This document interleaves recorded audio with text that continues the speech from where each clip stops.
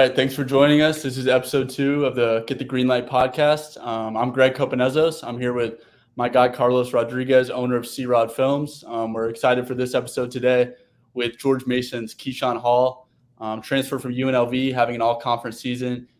Coming into today or tomorrow's game, he's averaging 17 points, 8 rebounds, 8.4 rebounds, which is first in the A10, shooting around 50% from the field, and really solidifying himself as a pro prospect this year. Possible NBA guy in the future. So, yeah, Keyshawn, we're super excited to have you on and get to know you a little better. And hopefully our audience will get to see more about your game and what makes you such a good pro prospect. I'm happy to be here, man. Thank you, guys. Yeah, first things first, before we get into the topics, Keyshawn, you kind of spoke about it a little bit before. You guys play Richmond tomorrow. So, kind of preview us what the day before game day looks like for you guys.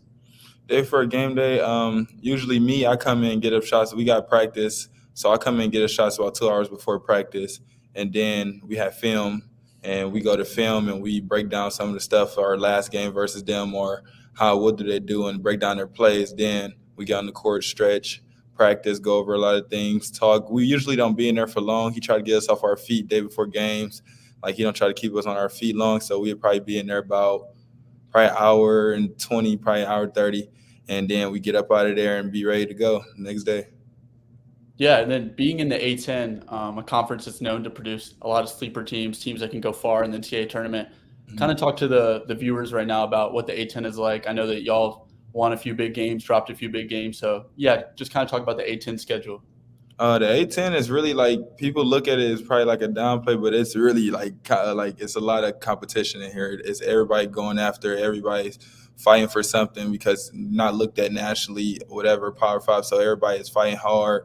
So it's really a great conference. Everybody's aggressive too, and everybody got skills. So if you sleep on a team, anything can happen. You can't sleep on no team. You guys have the A10 tournament next week in Brooklyn at the Barclays Center. So, what is that preparation like, and how excited are you guys to, go over there and play in the Brooklyn Nets home? Oh no, that's gonna probably be my second game in the NBA arena. So that's gonna be a lot of guys on our team first game in the NBA arena. That's gonna be great. So we're just trying to get ready for that. And like, if we get this win tomorrow, try to keep the momentum building into Barclays and try to steal some wins and get into the tournament. For sure. Yeah, and I know that you've been kind of nursing an injury, so maybe just tell the audience a little bit about what you've been doing to get back onto the court and prepare for hopefully leading George Mason on a run in March. Just been rehabbing on my ankle. I twisted and rolled it in practice 2 times, so I just been rehabbing on it, getting extra treatment on it, putting stem on it, and then today I'm gonna try to go double tape and see if I can get out there tomorrow in the Richmond game. Sure. Now, moving on to just your hoop journey, I think the big question everybody wants to know is, where did the big guard, nickname originate? Tell us how that came about. Oh man, back in Cleveland, when I was in high school, I had a guard on my team, but he always used to get face guard or something. So when they take the ball out, I'll come get the ball. Like, when I was young, I always was a point guard. Then I got bigger in high school and taller. So in high school, I came to get the ball, and people start seeing me dribble, and I was bigger and heavier. They was like, yo, that's crazy how you could do that. He's like a big guard. And then so a media guy, Third Coast Hoops, he came to our game, and he deemed my name, claimed my name as Big Guard, put me on social media. So once people seen that, I just ran with it, and I started putting it in my bio, Keyshawn Big Guard Hall and stuff, and I go by that now. Yeah, and kind of talk about being from Cleveland and growing up on the scene there and how that has kind of transformed your game and built you into the player you are today. Oh yeah, Cleveland's a real like grimy city. Like, it's like real, like you gotta fight for what you want down there. So you can't just be around just soft or talking about it. You gotta actually do it. And it's a lot of sleeping talent up there. Like, a lot of people don't come through there, or like a lot of coaches don't get up there to see top players in Cleveland, but it's really a lot of players up there. So you got to really just play hard. You can't just get punked. You got to you got to just have skill. You got to work on your game, because people going to be coming after you every day. So that got me to where I am today, just by playing tough and giving the game the little sauce I have, like the drill moves. It's a lot of little flashy stuff up there too. Yeah, and kind of talk to us about your high school career. You had a few different stops. Kind of tell us, where you played at and your experiences. Uh, yeah. So COVID year, I had to leave my school, and I had to go to from COVID year. So I had to go to Cleveland Heights, and then like Cleveland didn't have much basketball because of COVID. So I had to do a prep year and go to Denver Prep and TSF Academy. And once I was there, I was just looking to get my extra classes because I had to get extra classes in order to go to college. So I had to do some extra things and like take extra classes. So I was just looking for that as my in my prep year, and just going to Denver Prep really helped me. Them guys got me together, and I played with some of the top players. I don't know if you know Bear Fall from Arkansas, and all that. He's a 5-star, and Hassan Diop from Colorado. So that helped me, and that made me who I am today. Just traveling, being in prep school, just traveling around the country and being on different teams and living by yourself away from your family. It really helps you and grow up faster. Yeah, and Keyshawn, I think you're a perfect example of what the transfer portal can do for a player and boosting their career. But Yeah. just kind of going back to your time at UNLV, maybe some of your biggest learning takeaways from being there, and how you think being at UNLV last year helped prepare you for an all A10 season this year. It helped me just stay humble and stay in the gym. Like the guys there, I was a young guy. I was the only freshman on the team last year. I had a lot of fifth year seniors. So like I don't know if you know Jordan McKay from West Virginia, assistant coach over there. So I had him in my ear. I had a lot of older guys in my ear just telling me stay ready for when the time come. And they always seen the talent. They always gave me confidence like you can be one of the best players. So just stay in the gym.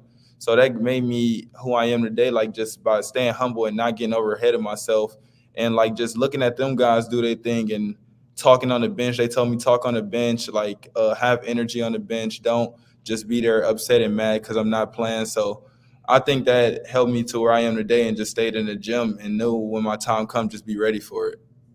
Yeah, and obviously, you being at UNLV, big city in Vegas. Yeah.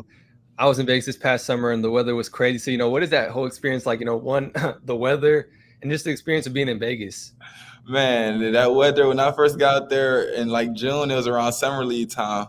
I remember one time it touched 110. I didn't come outside. It's crazy out there. It'd be too hot sometimes. I'd be trying to stay in the house. I game a lot, so I'd just be on the game. I'd just be on the house gaming with the air blasted up because it'd be too hot out there. But it's a great city, man. A lot of people show you love if you play for UNLV because it's a great culture out there. Everybody know the running rebel, so I have nothing but love for them. So it was a great out there.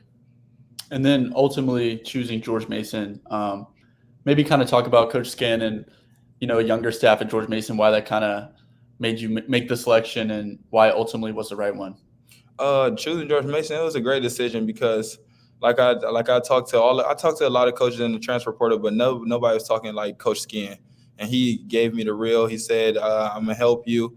I'm gonna give you 30 minutes, give you an opportunity, 30 minutes a game." And for somebody like that, like you don't see that happening for somebody that only averaged 5 points in 10 minutes at another school. He gave me a big opportunity, so I'm blessed at that, and all the other coaching staff stayed on me, helping me get in the gym, work, shoot extra shots. So when I seen that, and I seen in the recruiting process that he was talking like that, it wasn't about NIL, nothing. It was just about straight opportunity because I knew if I had the opportunity to do something, I would make the best out of it. So when I came over here with this staff, they just gave me the confidence to play my game, and like they just gave me the confidence to play my game and just not get in my head, and just like even when I shoot shots and I miss them, or if I shoot bad shots, they'd be like, yo, just stay in the game. Don't think about it the next play. So when you got a coaching staff like that behind you and give you confidence and build that inside of you, man, the sky's the limit. Yeah, and kind of speak about how you were able to keep that confidence. Obviously, you average about 5 at UNLV, and averaging 12 more points than that this year, 17.2. So, speak about that. Just staying confident. Just trusting your game. Man, I always like I said, from coming from Cleveland, I always had a saying, just bet on yourself, because when you come from Cleveland, you don't get a lot of recruiting or nothing coming out of there. You don't get a lot of media and stuff like that. So I always the guy who bet on myself. I always knew if I get in front of the right people or versus the right talent, I can show my game and improve myself, and not let people know that I'm not under the curve. Like I can hang with guys. So I knew once I got here, I just had to stay in the gym, and I knew my game is different from a lot of people. I'm very versatile, so I can do it multiple ways. So I knew what I was going to do this year. And I think a lot of people sleep on George Mason as a basketball brand and kind of the loyal fan base they have. So maybe talk about how that fan support being at George Mason this year has helped you and, got you through the ups and downs for the season? No, the fan base it's all love with them. They show nothing but love. Like through all the games, we lose or win, they're always there for you. Like, and when I first got here, all I was hearing is, "Oh, Coach Skin is back. Coach Skin is back. Final Four." So I know they got a history and a big history with these guys here. So I know all the fans love that, and they've been coming out supporting. I heard a lot more than other years since Coach Skin is here. So it's been a great year. I have nothing but love for these guys, and it's really great to fill EBA up. It's been packed, so as long as we can keep getting them out here, that's the best thing.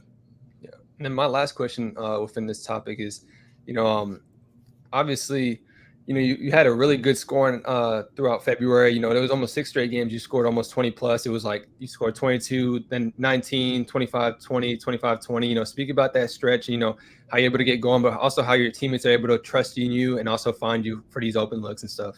It's not really me. It wasn't really me because I just had to get the touches from my guys. Once my teammate get me in a game and once our point guards get us in a game, that just be the main thing. Like, because once, like, when I play with these guys, it make it much easier. I don't have to try to do extra. They find me, they give me my open shots. I get them open shots, and it open up the game because you can't leave somebody like Darius Maddox open. So that opened up my game for me. Or Amari Kelly on the block. He's a big, powerful big man. So that just opened up my game, just playing with these guys. And I just always had the mindset, just stay at it and keep going. Like some of them games, I didn't score in the first half or probably only had 2 points. I just tried to keep my mindset even keel and just stay at it and just knock down the free throw so it can open up my game.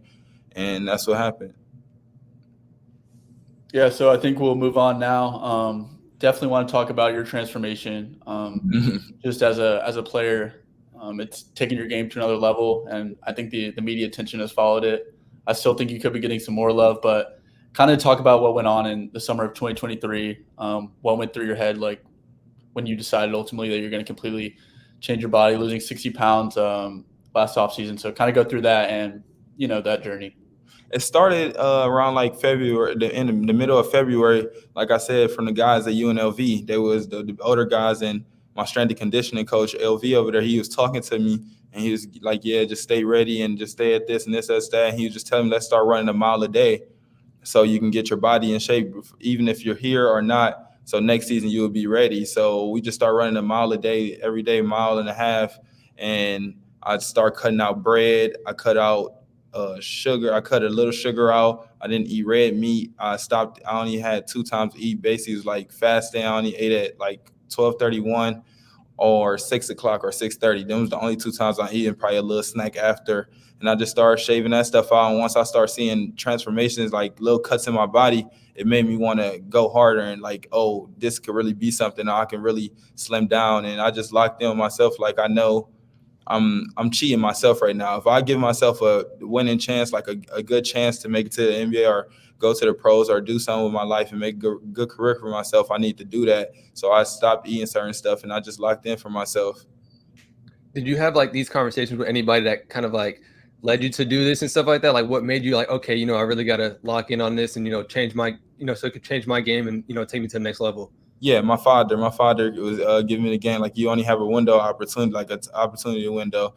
Like he said, don't let it close on you. So when he said them things and he was getting in my head and talking to me about stuff, because he said he know what I can be and just giving me confidence. So that made me lock in just for my family. And my father just saying, stand in my ear. He was always by my side. So when I had things like that and a great support system like that, I just had to do it for them. And I guess what advice would you have to a player in a similar spot, maybe in high school or even at the college level, who is thinking of doing the same thing? I guess a piece of advice you might have for them. Man, just like I said, one of my biggest things is bet on yourself. Like, you have to bet on yourself. You have to do stuff. You're going to have to do stuff that's uncomfortable. So, like, them things was uncomfortable. So just try to do stuff that's uncomfortable. And if you feel like you're doing certain things, just try to cut certain stuff out. You can go slow. That's how I was. I didn't cut everything out just from the start. Just start little by little. Just start cutting things out and just running a mile, and you will see how your body changes. Once you see a little transformation in your body, you're going to want to do it a little more. So just bet on yourself and stay even keel. Like, don't get too high and don't get too low. Just stay the course and just try to keep working hard. Was there ever like any times you're just like like, man, I can't even do this. Like, I don't want to do this. Like, what are you telling yourself to, like you said, stay even kill and stay on that track? Because like, obviously it's a hard process for a lot of people and stuff like that. So, what is your advice on that?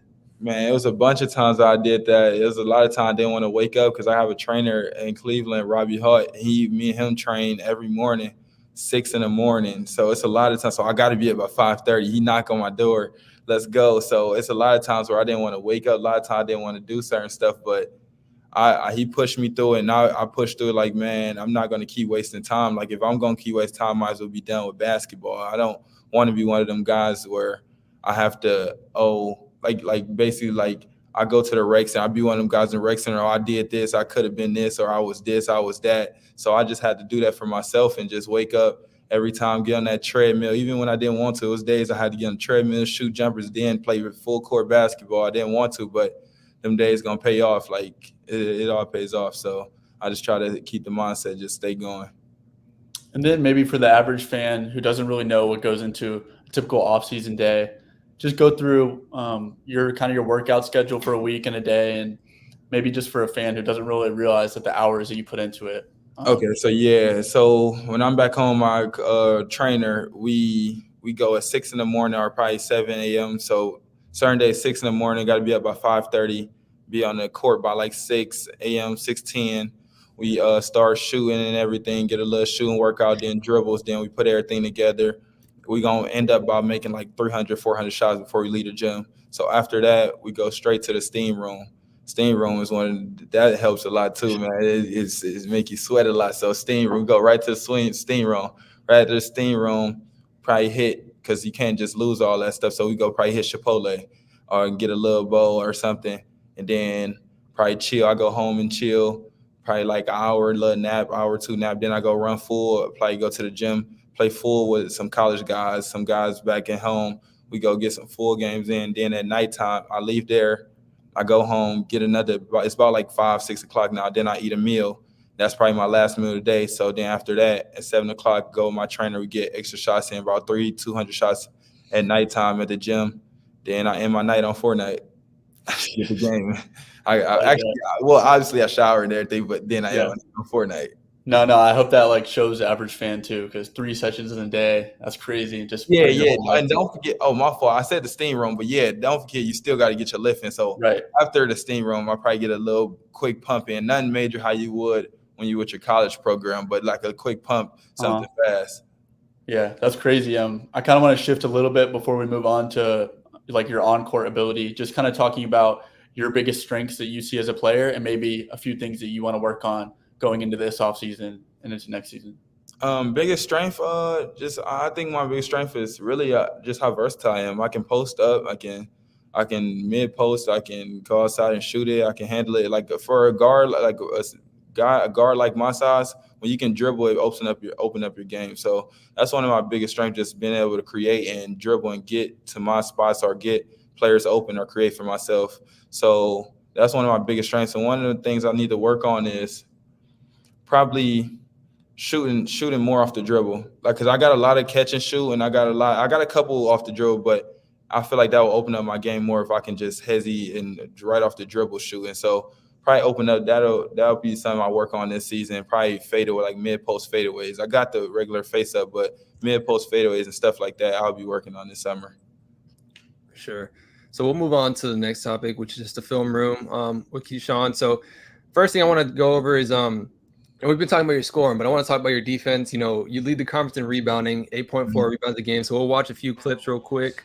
Just kind of walk us through, how you've improved in this category, just rebounding and defense throughout the whole season, and compared to last season. Oh man, rebounding was never one of my strengths. I never used to rebound coming in. Like even in high school, I always used to think score. So this year, it was a big thing for me where I told myself, and me and my father had to go try to average at least 8 rebounds and at least 10 double-doubles on the season. And I said, all right, bet. And that just made me want to rebound more, because I know that can open up my game a lot more too. And defense, I never really played defense too in high school. I was really a scorer. So I started trying to play defense more, because I know if I look like a two-way player and give off that and just don't give up on defense, it shows that I'm a full all-around player. So I try to just work on them two things a lot this offseason. My feet work. Once you have feet work, that stuff allows it to open up. And is that something that Coach Skin has kind of and the staff has kind of talked to you about? Like, we know what you can do on offense, but we kind of want you to take your defense to the next level. A lot, yes. Like even coming in like through the recruiting process on the visits, he was saying like stuff like, this season I know you didn't average that many rebounds, but this season I see you averaging about 9-8 rebounds. So he put that in me and he said them things. And then on defense, they works with me and they make sure like I close out the right way. Like it's still a lot of improvement I can still do, but they show me like things that I can work on and still be doing. So just working with them guys and working with the coaching staff, it helped me. For sure. And now we'll move on to your 3-point abilities. So now we're going to get into more of the scoring. Speak about how you've been able to work on that. You're shooting about 36% from 3-point range. Just speak about that part of your game. In high school, I couldn't really shoot that much in high school. So I was working with, like I said, with my trainer back home, and I started putting up them shots, and it gave me confidence in game. And when you got a coach and a coaching staff behind you saying shoot the shot, not telling you like, oh, if you miss this shot or you shoot this shot, you coming out the game. You got a coach staff behind you telling you can shoot that. It gave me confidence to make certain shots. Like I can shoot it better, but right now I'm doing decent right now. So just got to keep my confidence and make sure I stay in the gym and keep my arms straight and make sure I'm shooting, not losing my touch. Yeah, and I feel like that kind of transformed your game a lot too, because a lot of the guys guarding you are bigger players who definitely can't move like you and definitely aren't used to guarding a guy off the dribble. Yeah, it's hard to guard someone where they can shoot. Like I guard a lot of players where they got to shoot. I'm trying to take their shot away, but then you can beat them off the dribble. So they give me a lot of space. And then once you shoot it, they play up on you. That's when you can blow past them. That's what the coach staff was telling me. Like, yeah, if you shoot them shots, that's going to make them play up on you and open up your game to get downhill. So that helped me a lot too, just having confidence in my jumper. Before we move on to the next video, I see sometimes when you're getting hot, you got a little celebration. Is there a go-to 3-point celebration that, you kind of go to? Or I've seen a couple in these clips where you kind of, a little showboat and stuff. Is there a go-to 3-point celebration you like? Go-to. For real, man, I just be in the moment, man. I just probably throw this up or something. But I be thinking like my celebration, I be thinking like, man, I need to start doing like this celebration, like just putting up 3. But I just be in a moment where the crowd give me energy. I just throw something up and just run back. For sure. So now moving on to the next kind of film session, we're just going to look at, basically your nickname, Big Guard. This is, Big Guard plays and stuff like that, so, just speak about how you're able to finish inside, able to really be crafty and shifty with the ball and stuff like that, get in the lane. A lot of and ones you've drawn this season. So, just speak about that, how you're able to get in the lane and finish. Like I said, like coming from Cleveland, it's a lot of sauce. So like I try not to lose that. My father told me, yeah, work on all aspects of your game, but don't lose your dribbling or none of that. So when you don't lose none of that, you can create. So I just try to, even though it's a college game, I try to still bring a little of my flavor to the game. And I know that can get people off their heels, and having feet work like that, it gets people off their heels. And so I just try to just stay crafty and stay shifty with it and to get to my spots. Even if it's not creating for me, it's creating for someone else. Yeah, and has there been a specific game this year where you think that, that getting to the rim is probably like maybe one of your better games this year that you want to talk about? I guess I know you had a lot of 20+ point games, but is there one performance that stood out to you? Really getting to the rim, probably. I want to say out there at Jacksonville Classic when we versed South Dakota State, either them or even Davidson game. Like Davidson game, I didn't make my field goal percentage wasn't that good, but I got fouled. I was getting to the rim where I was getting fouled. Like I was drawing so much pressure on them guys where I had 22 in the second half. Just off probably free throws are made in one layup. So I'm going to say Davidson or South Dakota State game. Before we move on to the next topic too, I kind of want to let me see where it's at. Yeah, there we go. I'm going to rewind again because we got to walk through that because you just don't see guys move like this. Hold on. When it comes to, this right here, like just the ability. Yeah, a lot of coaches in high school or whatever, even college, they say, yeah, don't bring that YouTube stuff or Instagram stuff to our gym. Don't do the things, this, that. But the thing over here with this coaching staff, they don't tell me, like they show me what I should and should not do, but they don't tell me I can't do it. They know if I work on it or not, and they know I put the work in the gym, I can add little stuff like that. I've been doing that since high school, just to throw over drop steps. So I just been trying to keep that in my game, not lose my game, and the coaches gave me confidence to keep it. For sure. All right, so we'll move on a little bit, kind of shifting gears, a little bit of a fun segment we have here, which is building your own college basketball starting five. Either guys that you think deserve some love, or, you know, just guys that you rock with, or just, you know, players that you think are playing at an All-American level this year. And yeah, I can give you some time, or I can start out with it. Up to you. No, we can start out with it. We can start out with it. You ready? Yeah.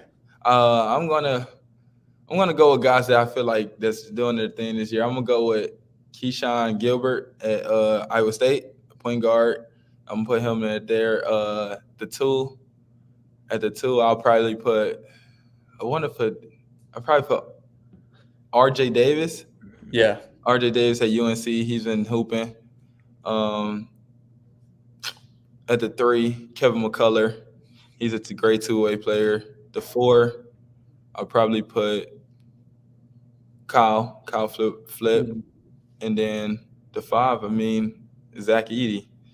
I'm not going to throw myself in there or none of the guys that I play with, because I want to give everybody else, I'll put them in there. Yeah, but that's a team that I think that's a set for wins. Yeah. Nobody's going to stop Zach. It's funny because we didn't even have to tell you, because normally like our rule is going to be like, you know, you can't add yourself or your teammates, and you did it without us even telling you. Yeah, I wanted to, because I was thinking about adding my teammates in there, but I was like, obviously, let's go around the country and give other people love. So yeah, I'll probably put them. That's a team that's set for a national championship right there. For sure. Yeah, I'll go ahead with mine. I kind of want to get your feedback as somebody who, you know, plays at the level. But so I'm gonna go Tyler Kolek at the point guard spot. I think the 18 assists in the game. It's tough though, because I really like Jamal Shedd at Houston. Oh my! See, yeah, I don't know if you watch Iowa State, but Keyshawn Gilbert, he don't get them tight there, but he does the same type. So he had a triple double this year, and he played defense and offense. You're right. He doesn't get the same credit that those guys are getting for whatever reason. But I'll go, RJ Davis at the two, having a special year at UNC. I'd probably have to go with. I'm gonna play with two small forwards. I'd probably go Dalton Connect at the three, just because his scoring ability. And then if I'm gonna have so much offense, I'd probably go McCullough as well. That's a good one, two-way. And then I mean, you can't argue with Edey's numbers in the college. Yeah, it's low key like gaming numbers, it's like low key 2K numbers. But yeah, that's the thing on mine. I don't want to put too much scoring. Like I would go Dalton Connect, but I don't want too much, because when the ball is in RJ hands, he's going to be a scorer. And then Zach Edey and Kyle, you know what I'm saying? Mm-hmm. Don't want to do too much scoring. For sure. For me, I kind of have a lot of similar players too. You know, I guess my point guard would be different. Zakai Ziegler, I just like the way he kind of controls the game at Tennessee. You know, he just brings that energy. He's a playmaker, and get you a bucket whenever he needs to. Mm-hmm. Two, I feel like you just can't argue with RJ Davis. He's just playing in the All-American level. My three, I was just at the Tennessee game the other day. So Don Connect, he's just a great player too. Four, I've always really liked PJ Hall's game, but I'm gonna go Deron Holmes. We're gonna put 8-10 in there. Okay. Deron Holmes. I like that. I like it. I like Deron. And then for my five, like we all saying, Edey. It's just you just can't pass up on that. Yeah, like the only player that can compare to him right now is probably Hunter Dickinson. He still can't compare that. For sure. But all right, we'll move on to the rapid fire question. You kind of start off the show talking about, you being the gaming and stuff like that. So you kind of mentioned you play Fortnite. Is that your favorite game, or what other games you play? I used to play 2K, but Fortnite is my favorite game. It's the most unique game of all time. For sure. Yeah. And then I guess I kind of want to talk about being Cleveland. We've kind of heard a lot of different opinions on this, but what's your opinion, like indoor, outdoor court for pickup? Because I know you have a kind of a pickup game. So which one do you prefer?